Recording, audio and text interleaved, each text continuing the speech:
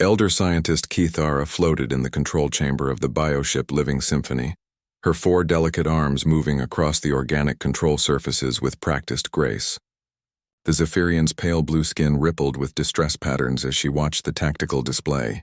Red markers showed the positions of Vorthak war vessels, 47 crystalline ships that looked like floating mountains of jagged crystal and metal. Her people were dying. The Zephyrian Collective had ruled 12 peaceful star systems for over 3,000 years. They were scientists, philosophers, and artists who had long ago abandoned warfare in favor of diplomacy and trade. Their ships were grown rather than built, living creatures bred for space travel and exploration.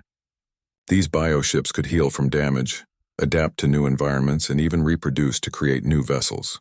But they could not fight the Vorthak. Elder, the gentle current has been destroyed, reported Science Officer Thelema, his voice trembling. All 2,000 souls aboard were lost when the Vorthak focused their crystal beams on the ship's neural center. Keithara's skin flashed deep purple with grief. The gentle current had been one of their oldest ships, nearly 800 years old, and home to some of their finest researchers. Now it was debris floating in the cold vacuum of space. The Vorthak Dominion had appeared at the edge of Zephyrian space 6 months ago. These silicon-based beings lived for conquest and considered organic life forms to be weak and inferior. Their ships were massive constructs of living crystal that could repair themselves and grow stronger by consuming metals and minerals from asteroids and planets. At first, the Zephyrians had tried to negotiate. They offered to share their biotechnology and scientific knowledge in exchange for peace. The Vorthak response was simple: total surrender or total destruction. When the Zephyrians refused to abandon their homes and become slaves, the war began. It was barely a war at all. The Zephyrian bioships were designed for exploration and peaceful contact. Their strongest weapons were defensive systems meant to ward off space debris and hostile environments. Against the Vorthak's crystal ships, which could withstand the heat of a star's corona and the crushing pressure of a gas giant's atmosphere, the bioships were helpless. "Status report on the evacuation fleets," Keithara ordered, trying to keep her voice steady. 16 ships have successfully jumped to hyperspace with civilian populations, Thelema replied. But the Vorthak are hunting them down one by one. Their tracking systems are too advanced. They find our ships even in the deepest parts of hyperspace. Keithara closed her large, dark eyes and tried to think. Her people had always solved problems through science and cooperation. Every challenge they had faced in their long history had been overcome through careful research and peaceful negotiation. But the Vorthak could not be reasoned with, and their technology seemed designed purely for destruction. The control chamber shuddered as another Vorthak beam struck their ship's living hull. The bioship's nervous system sent pain signals through the walls, and Keithara felt the creature's distress as if it were her own. The ship was trying its best to heal the damage, but the crystal beams left wounds that would not close properly. "Elder, incoming transmission from War Master Crex 9, announced communications specialist Valoro. "Put it through," Keithara said. The holographic display shimmered and showed the image of a Vorthak warrior. Crex 9 was a towering figure made of living crystal and metal, standing nearly 3 meters tall. His body reflected light in sharp, painful flashes, and his voice sounded like grinding stone. "Organic insects," Crex 9 spoke in the trade language most galactic species understood. "Your resistance grows tiresome. Surrender now and we will allow 10% of your population to survive as workers in our mining operations." "We will never surrender our freedom," Keithara replied, her skin flashing with defiant orange patterns. "The Zephyrian Collective has existed for millennia. We will not become your slaves." Crex 9 made a sound that might have been laughter. "Your bioships are weak. Your weapons are pathetic. You have no allies coming to save you. The Galactic Council fears us too much to intervene. Accept reality. Organic life is inferior to crystal perfection." The transmission ended, leaving Keithara alone with her thoughts. The Vorthak was right about one thing: no help was coming. The Galactic Council, which included hundreds of peaceful species, had voted to condemn the Vorthak invasion but refused to take military action. Most species in the galaxy were like the Zephyrians. They had evolved beyond warfare and had no stomach for the kind of violence needed to stop the Dominion.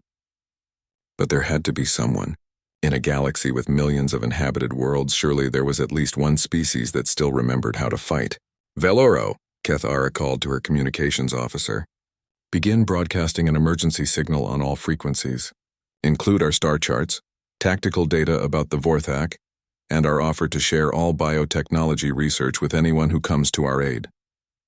Elder, we have already tried this approach. No one has responded to our calls for help.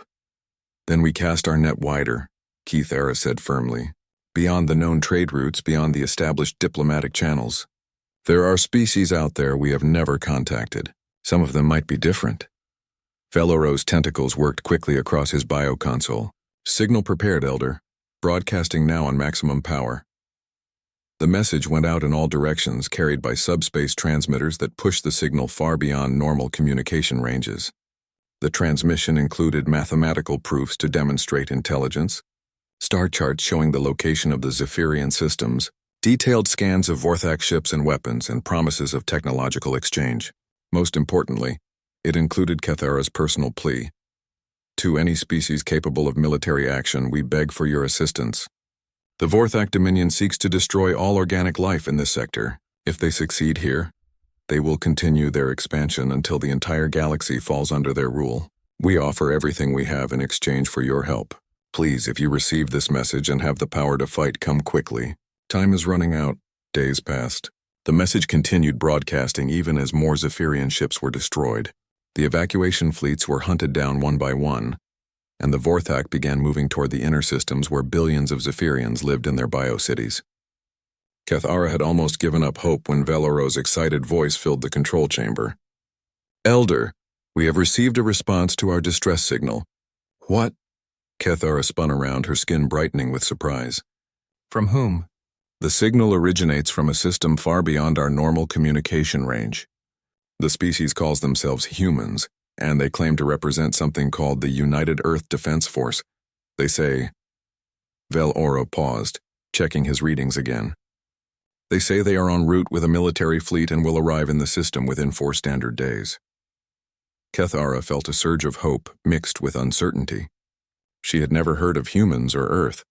The signal had come from a region of space that most civilized species considered too dangerous to explore, an area filled with young, unstable stars and violent cosmic phenomena. What kind of ships are they bringing? She asked. They did not specify, Elder, but their message was very short and direct. They simply said, received your SOS, military assistance en route. Prepare tactical briefings, Earth fleet out. As the living symphony continued its desperate flight from the pursuing Vorthak forces, Kethara wondered what kind of species lived in the dangerous regions beyond known space. Whatever they were, they would need to be strong, adaptable, and very good at fighting to have survived in such a hostile environment. She had no idea that she was about to meet the galaxy's most dangerous predators. Admiral Sarah Chen stood in the command center of the UES Indomitable, studying the holographic display that showed the alien star charts. The Zephyrian distress signal had been received by Earth's deep space monitoring stations 3 days ago, and the response had been swift and decisive. Status report on Task Force Retribution, Chen ordered, her voice carrying the authority earned through 20 years of military service. All 50 ships are ready for hyperspace jump. Admiral, replied Captain Marcus Torres, commander of the flagship. Dreadnoughts Indomitable, Relentless, and Unstoppable are at full combat readiness. Cruiser squadrons Alpha through Delta report all weapon systems online. Destroyer wings are loaded with nuclear torpedoes and kinetic penetrators. Chen nodded as she reviewed the fleet composition. The United Earth Defense Force had assembled everything they could spare for this mission. The 3 massive dreadnoughts were the pride of the human fleet, each one a kilometer-long fortress of armor and weapons. 15 heavy cruisers provided the main battle line, while 20 destroyers would handle fast attack operations. 12 specialized support vessels carried extra ammunition, repair equipment, and medical facilities. The ships themselves would have looked alien to the peaceful species of the galaxy. Human military doctrine emphasized thick armor plating, redundant systems, and overwhelming firepower. Where other species built elegant curved vessels that looked like works of art, humans built angular weapons platforms that looked exactly like what they were, instruments of war. What do we know about these Vorthak? Chen asked. pulling up the tactical data the Zephyrians had provided. Lieutenant Commander Rodriguez, the fleet's intelligence officer, stepped forward. Silicon-based lifeforms, Admiral. Their ships appear to be grown from some kind of living crystal that can repair itself and adapt to different environments. Weapon systems include focused energy beams that can cut through most known materials. Their tactics seem to rely on superior technology and overwhelming force. Standard galactic approach, Torres commented. Show up with bigger ships and expect the enemy to surrender when they realize they can't win. Chen studied the enemy ship designs with professional interest. The Vorthak vessels were indeed impressive. Massive crystal formations that bristled with weapon ports and defensive systems. But they followed the same basic philosophy as most galactic military forces. Build something so powerful that fighting becomes unnecessary. Humans had learned different lessons. Any response from the Galactic Council? Chen asked. Negative, Admiral, Rodriguez replied. They condemned the Vorthak invasion but refused to authorize military intervention. Standard diplomatic language about peaceful resolution and avoiding escalation. Of course they did, Chen said with disgust. 300 species in the galaxy and none of them remember how to fight a real war. The Galactic Council had contacted Earth 2 years ago, offering humanity membership in their peaceful alliance. The initial negotiations had gone well until the Council learned about human military capabilities. Most species had abandoned warfare centuries or millennia ago, settling disputes through trade agreements and diplomatic conferences. The idea that humans maintained standing armies and actively practiced military tactics had horrified the Council representatives. They're pacifists by choice, Torres observed. We're warriors by necessity. Chen remembered her briefings on galactic civilization. Most species had evolved on worlds where cooperation was essential for survival. They had developed societies based on consensus, sharing, and peaceful coexistence. Warfare was seen as a primitive behavior that enlightened species had outgrown. Humans were different. Earth was what galactic scientists classified as a death world, a planet so hostile that survival required constant struggle. Humanity had evolved surrounded by predators, natural disasters, diseases, and hostile environments. Every human innovation had been tested in the crucible of life or death competition. Time to hyperspace jump? Chen asked. 30 minutes, Admiral, replied the navigation officer. We'll arrive at the edge of the Zephyrian system and assess the tactical situation before committing to battle. Chen walked to the main viewport and looked out at the stars. Somewhere out there, an entire species was facing extinction because no one in the galaxy remembered how to fight back against aggression. The peaceful species of the galactic community had created a paradise for themselves, but they had forgotten that paradise must sometimes be defended. Admiral, Torres said quietly, joining her at the viewport. Are you sure about this? We're going to be operating completely outside any legal framework. If we win, some species will see us as heroes, but others will see us as dangerous aggressors who solved a diplomatic problem with violence. The Zephyrians asked for help, Chen replied. They're facing genocide and no one else is willing to stop it. That's all the legal framework I need, Torres nodded. He had served with Chen during the Mars Independence War and the asteroid belt conflicts. Both of them had seen what happened when peaceful intentions met organized violence. Without someone willing to fight, peace was just another word for surrender.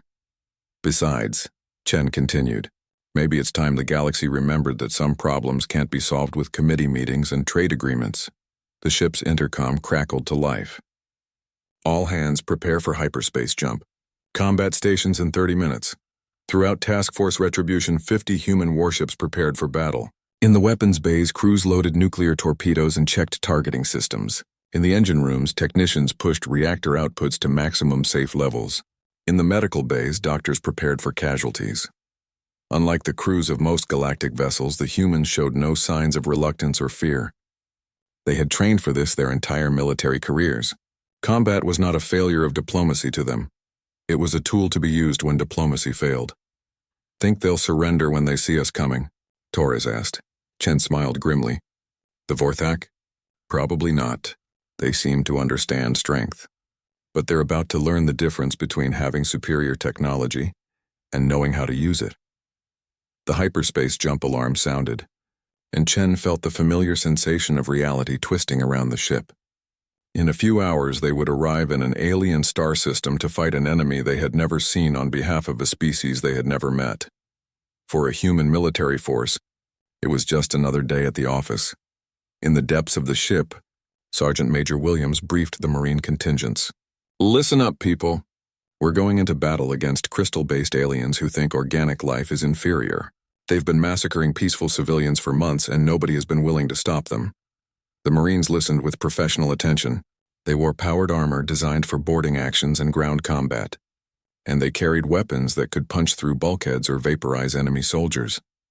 "Our job is to show them what happens when you pick a fight with a species that actually knows how to fight back," Williams continued. "The aliens out there have forgotten what war really looks like. Time to remind them."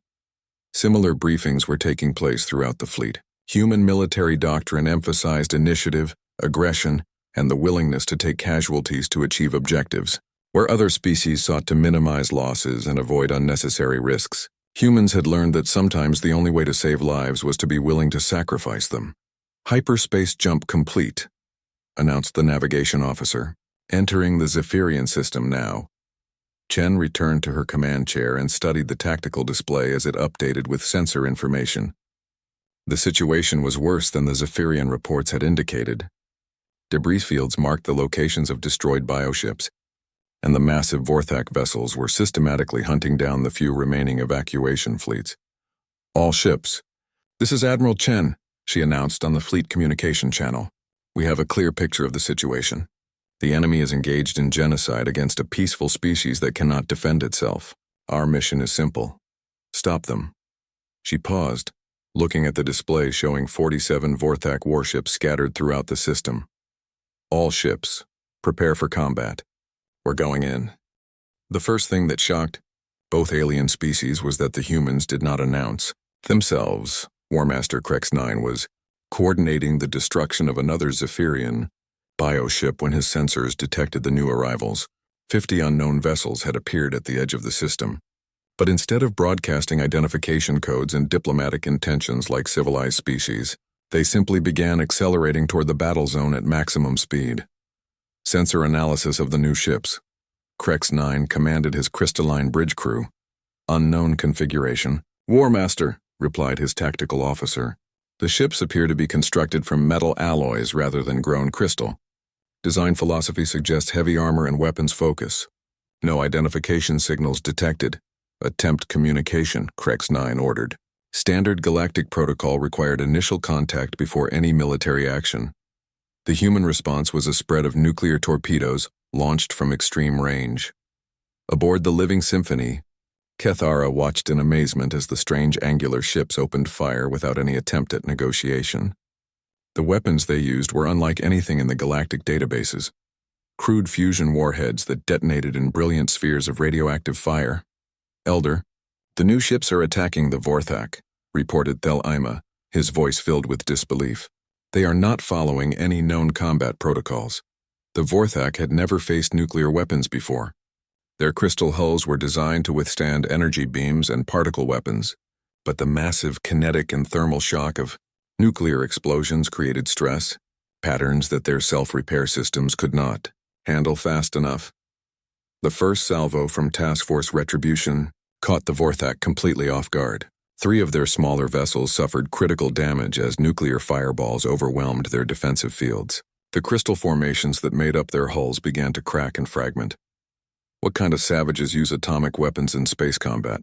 Krex-9 roared as his ship shuddered from a near miss. The electromagnetic pulse from the nuclear detonation had disrupted several of his control systems. The human fleet closed distance rapidly, their ships accelerating far beyond what most species considered safe. Instead of the careful, long-range engagement preferred by galactic military forces, the humans were charging straight into close combat. "All Vorthak vessels, target the new arrivals," Krex-9 commanded. "Show these primitives the power of crystal perfection." The Vorthak focused their beam weapons on the leading human ships. Their crystal cannons could slice through the armor of any known vessel, and they expected the strange attackers to withdraw when faced with superior firepower. Instead, the humans did something no civilized species would consider. They kept coming. The UES Relentless took a direct hit from a Vorthak beam weapon. The energy blast carved a deep gouge along the dreadnought's armored hull, venting atmosphere and destroying 2 weapon turrets. By all galactic standards, the ship should have withdrawn to repair the damage. Instead, Captain Morrison ordered full speed ahead and returned fire with every weapon that still functioned. "Status report," Admiral Chen demanded as the Indomitable shook from weapons impacts. "Hull breaches on decks 12 through 15, Torres reported. "Damage control teams are sealing them now. Forward armor is down to 60%. All weapon systems still operational. Continue the attack," Chen ordered. "Target their command ships." The human tactical approach baffled both alien species. Where galactic military doctrine emphasized preserving ships and minimizing casualties, the humans seemed willing to trade damage equally with their enemies. Their vessels kept fighting even when severely damaged, using backup systems and emergency repairs to maintain combat effectiveness. Destroyer UES Determination lost main power when a Vorthak beam weapon destroyed its primary reactor. Instead of surrendering or withdrawing, Captain Lee ordered the crew to prepare for ramming speed. "All hands abandon ship," Lee announced. "Skeleton crew to remain and initiate manual reactor overload." The destroyer accelerated toward the nearest Vorthak vessel on backup thrusters, its remaining crew working frantically to destabilize the secondary reactor. When the ship impacted the crystal hull of the enemy vessel, both ships disappeared in a brilliant nuclear explosion. Keth Ara watched this sacrifice with horror and admiration. The humans were fighting with a desperation and determination that no civilized species could understand. They were not just trying to win, they were willing to die to achieve victory. "Elder, the human ships are using some kind of electronic warfare," Velero reported. "They are jamming Vorthak communications and targeting systems." The humans had brought weapons that most galactic species considered unsporting. Their ships carried sophisticated jamming equipment designed to disrupt enemy sensors and communications. Autonomous attack drones launched from their cruisers, seeking out Vorthak vessels and detonating against their hulls. "This is not how civilized beings conduct warfare," Thelema said, his skin showing patterns of confusion. "They fight like animals," but the tactics were effective. The Vorthak, accustomed to overwhelming enemies with superior technology, found themselves facing opponents who refused to be overwhelmed. Every time they destroyed a human ship, the remaining vessels pressed their attack even harder. Warmaster Krex 9 realized he was facing something unprecedented. His forces had superior numbers and technology, but the humans were fighting with a ferocity that defied rational analysis. They seemed to have no fear of death and no respect for the established rules of galactic warfare. "Fall back to Formation Delta," he commanded. "Concentrate firepower on their largest vessels." The Vorthak began to withdraw, trying to regroup and use their range advantage. But the humans had anticipated this. Their destroyer squadrons spread out to flank the crystal ships while the heavy cruisers maintained frontal pressure. Captain Torres watched the tactical display with professional satisfaction. "They're trying to use their superior technology to fight a conventional battle. They don't understand that we're not playing by conventional rules," Admiral Chen nodded. "They've been fighting pacifist for so long they've forgotten what real warfare looks like. Continue the attack. Show them what happens when they pick a fight with a species that actually knows how to fight back." The battle raged for 6 hours. Human ships took terrible damage but refused to break off the engagement. The Vorthak lost 12 vessels and saw many others severely damaged by weapons and tactics they had never encountered. When the surviving Vorthak ships finally retreated into hyperspace, they left behind debris fields and radiation signatures that would serve as a warning to other potential aggressors. They had expected to face another peaceful species that would surrender when confronted with superior force. Instead, they had encountered something that challenged their fundamental understanding of warfare. A species that fought not to minimize losses but to achieve victory, regardless of cost. As the last Vorthak ship disappeared into hyperspace, Admiral Chen opened communication channels with the Zephyrian survivors. "This is Admiral Sarah Chen of the United Earth Defense Force," she announced. "The immediate threat has been neutralized. We are prepared to assist with evacuation and medical aid." Kithara stared at the human ships on her display. They were battered and scarred from battle. But they had achieved something no other species in the galaxy had managed. They had defeated the Vorthak in open combat. "Admiral Chen," she replied, her voice trembling with emotion. On behalf of the Zephyrian Collective, I thank you for saving our people. We had given up hope that anyone would come to our aid. We received your distress signal, Chen said simply. You asked for help and we responded. That's what military forces are for. As rescue operations began, both species realized they had encountered something extraordinary. The Zephyrians had met saviors who fought with a brutality that terrified them, even as it saved their lives. The humans had made first contact with a galaxy full of peaceful species who had forgotten how to defend themselves. The galaxy was about to change in ways that neither species could imagine. The diplomatic meeting took place aboard the Zephyrian bioship Harmony's Dream, one of the few command vessels to survive the Vorthak assault. Elder scientist Kethara had invited Admiral Chen and her senior staff to discuss formal cooperation between their species. The Zephyrian ship was unlike anything the humans had ever seen. The corridors were grown rather than built, with walls that pulsed gently like living tissue. Bioluminescent panels provided soft, warm lighting that adjusted automatically to the comfort needs of visitors. The air itself felt alive, filtered and refreshed by the ship's organic systems. Your vessel is remarkable, Admiral Chen commented as Kethara led them through the corridors. How do you control a living ship? We do not control it, Kethara replied, her skin showing patterns of gentle amusement. We cooperate with it. The ship is a partner, not a tool. It makes decisions based on our needs and its own survival instincts. Captain Torres exchanged glances with the other human officers. The concept of a sentient starship was difficult for military minds to accept. Human doctrine emphasized absolute control over weapons and equipment.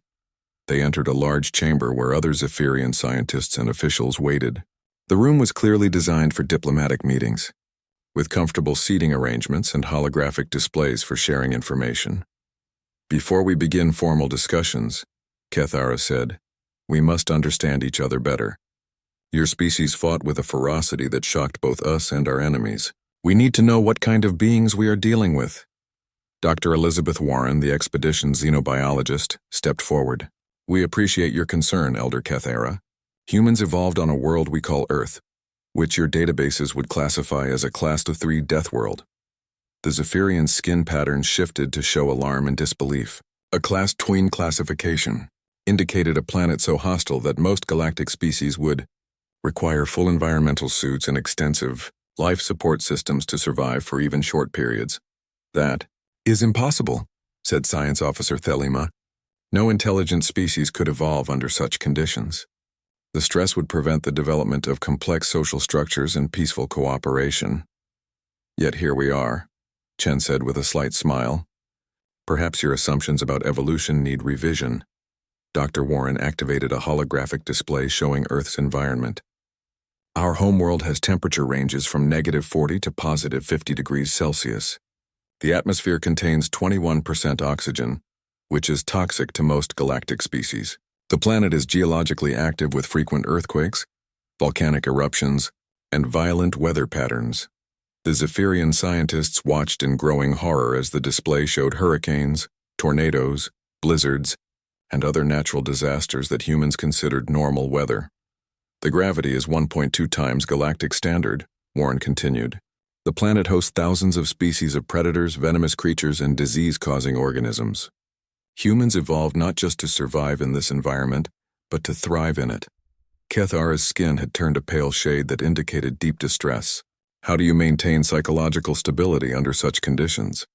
The constant threat of death should cause permanent trauma responses.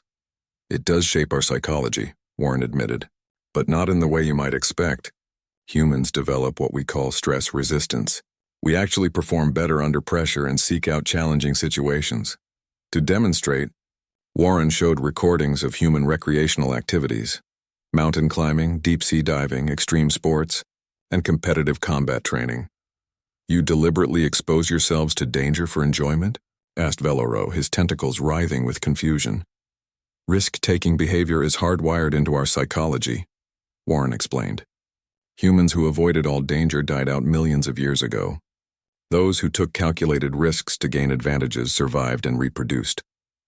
The cultural exchange continued with more shocking revelations. The Zephyrians learned that humans routinely consumed substances that would be toxic to most species. Alcohol, caffeine, capsaicin, and other compounds that most galactic species used as industrial chemicals or cleaning agents. You poison yourselves for pleasure? Thelema asked. We've built up tolerance to many toxins, Warren replied. What doesn't kill us makes us stronger, as we say. Even more disturbing to the peaceful Zephyrians was human exercise culture. The concept of deliberately damaging muscle tissue to make it grow back stronger seemed like madness to beings whose idea of physical improvement involved meditation and careful nutrition. Let me understand this correctly, Kethara said slowly. Your species intentionally stresses your bodies to the point of cellular damage, consumes toxic substances, and seeks out dangerous situations as a form of entertainment? That's just the recreational activities, Torres added. Our military training involves deliberately putting people in life-threatening situations to prepare them for combat. Meanwhile, in the Vorthak Empire, War Master Krex 9 was giving his report to the Dominion High Command. The crystal beings gathered in their great chamber, their bodies reflecting the harsh light of their artificial star. The new species fights without logic, Krex 9 reported. They take casualties that should force any rational being to surrender, yet they continue attacking. Their weapons are crude but effective. They use atomic fire as a standard weapon and sacrifice their own ships to destroy ours. Supreme Commander Vex 7 pulsed with angry energy patterns. You speak of organic creatures behaving like berserkers.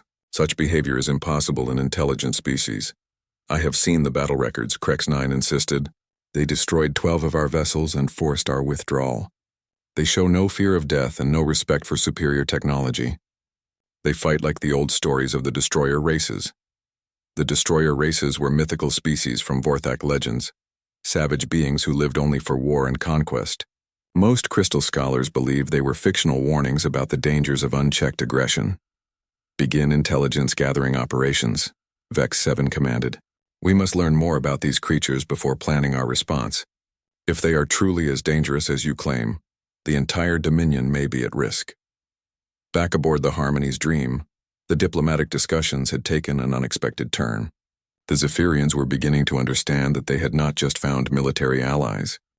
They had encountered a species so fundamentally different that cooperation might be impossible. Your very existence challenges our understanding of intelligent life, Kethara admitted.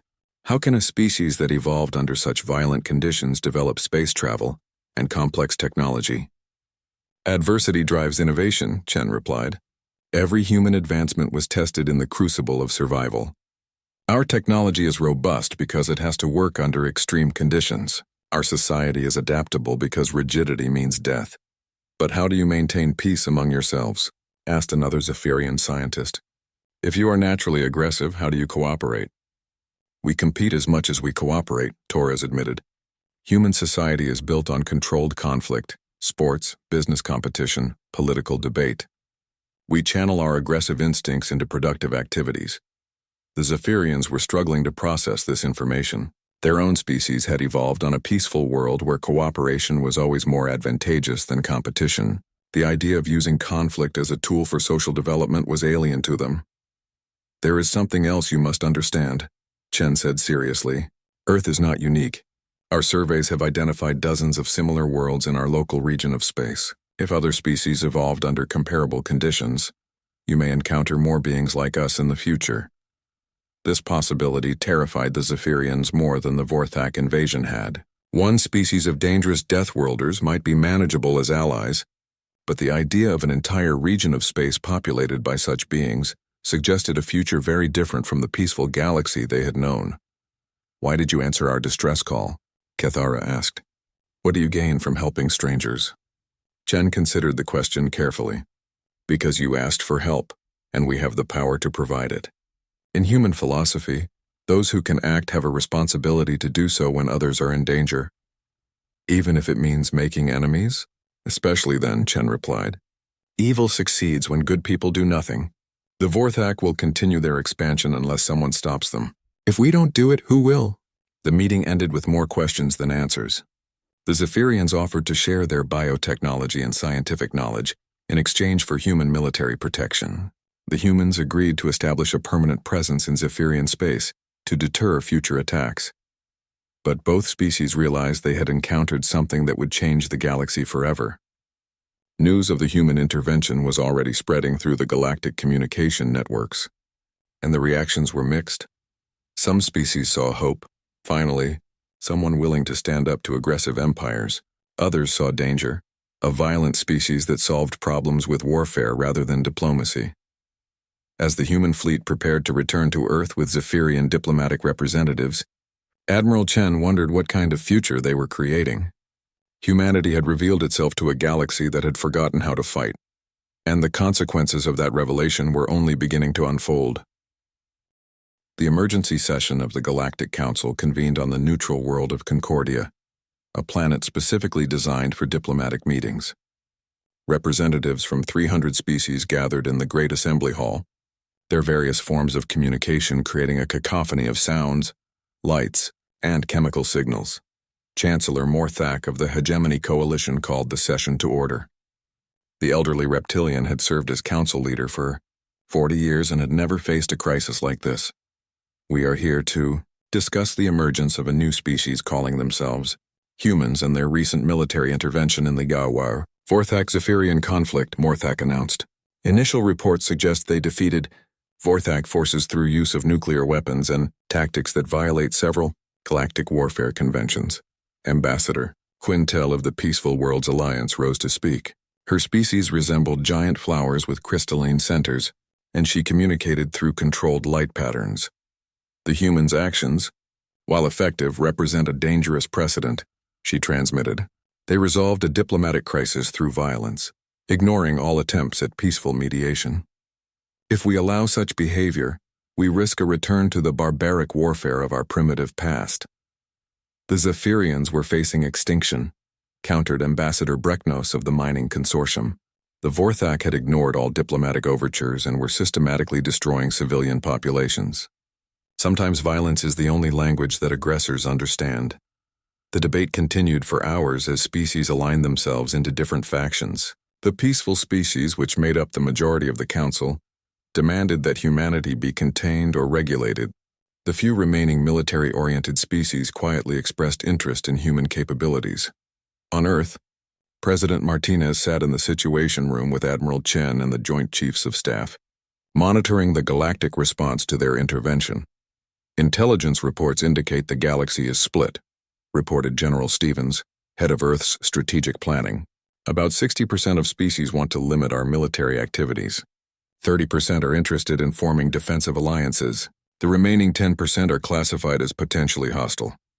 What about the Vorthak response? Asked Admiral Chen. They've withdrawn to their core systems and appear to be mobilizing their entire fleet, Stevens replied. Intelligence suggests they're preparing for a major retaliatory strike against Earth. President Martinez studied the star charts showing human space. Earth controlled only 12 star systems, all within 50 light-years of the homeworld. In galactic terms, they were a tiny local power that had just challenged one of the major empires. How long before they're ready to attack us? Martinez asked. Best estimate is 6 months to a year, Chen replied. They need time to gather forces and develop new tactics. The defeat in Zephyrian space shocked them. They're not used to enemies that fight back effectively. The president turned to Dr. Sarah Kim, head of the Xenological Research Division. What can you tell us about potential allies? 17 species have made discreet contact expressing interest in defensive partnerships, Kim reported. Most are smaller civilizations that have been threatened by various aggressive empires. They see us as potential protectors. And the downside? Most galactic species view us as dangerous primitives who solve problems through violence, Kim admitted. They're not entirely wrong. Our approach to conflict resolution is fundamentally different from galactic norms. Meanwhile, on the Vorthak homeworld of Crystal Prime, Supreme Commander Vex 7 was addressing the Dominion War Council. The massive crystal beings gathered in their fortress-like chamber, their bodies reflecting the harsh light of their artificial stars. The humans represent an existential threat to crystal supremacy, Vex 7 declared. They have shown that organic beings can defeat our technology through sheer savagery and disregard for rational tactics. If we do not eliminate them quickly, other species may be inspired to resist our expansion. Warmaster Krex 9 presented his tactical analysis. Human ships are primitive but heavily armed. They use nuclear weapons as standard ordnance and employ electronic warfare to disrupt our communications. Most significantly, they show no fear of death and will sacrifice ships to achieve tactical advantages. Then we will overwhelm them with numbers, Vex 7 decided. Assemble the Grand Fleet, 200 of our most powerful vessels. We will demonstrate that primitive courage cannot overcome crystal perfection. In the depths of space, aboard cargo freighters and civilian transports, word of the human intervention spread through unofficial channels. Species that had been conquered or threatened by various aggressive empires began to take notice. For the first time in centuries, someone had shown that the powerful could be defeated. On the mining world of Keth 7, enslaved Drokan workers whispered about the warrior humans who had saved the Zephyrians. In the Outer Rim territories, pirates and raiders began to reconsider their activities as rumors spread about Earth's military capabilities.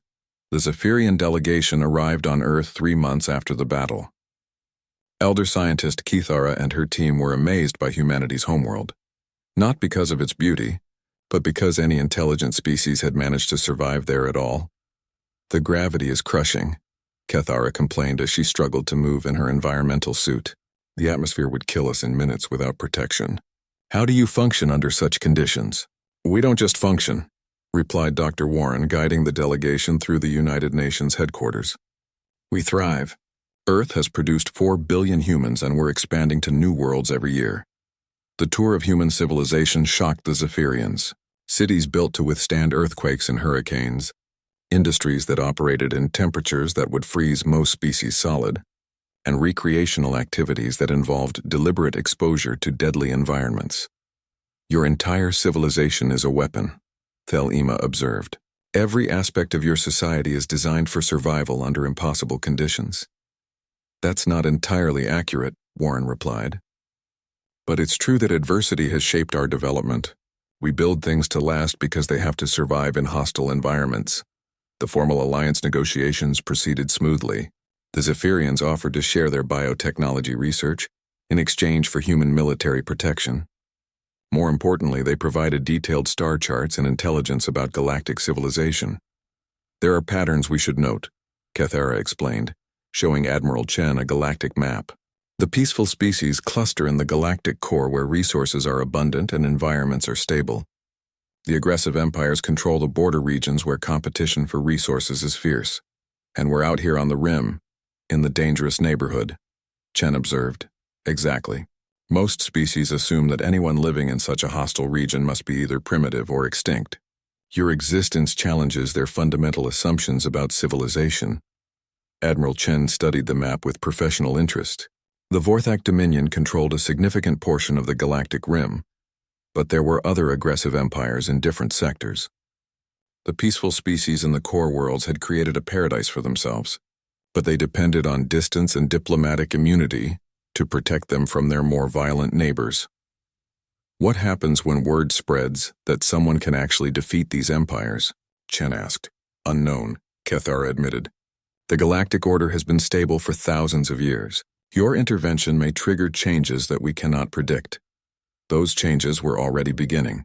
On dozens of worlds, species that had accepted subjugation began to reconsider their situations.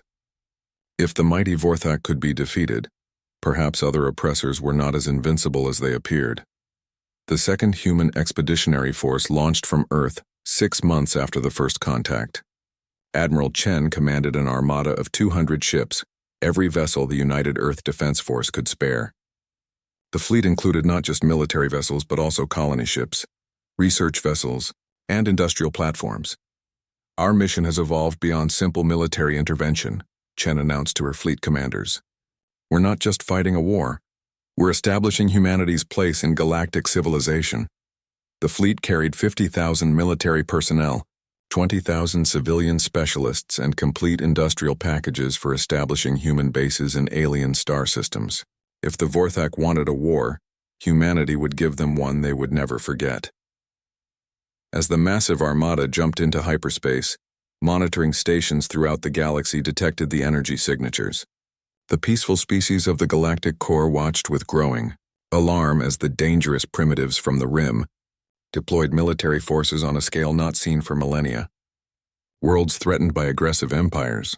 Oppressed species looked up at the stars with hope for the first time in generations.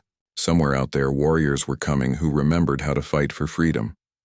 The galaxy was about to discover that peace was not the natural state of the universe. It was a luxury that had to be defended. And humanity was very good at defending things they valued. In the deep space monitoring stations at the edge of Vorthak territory, crystal sensors detected the approaching human fleet. The readings were transmitted to Crystal Prime, where Supreme Commander Vex 7 studied them with growing concern.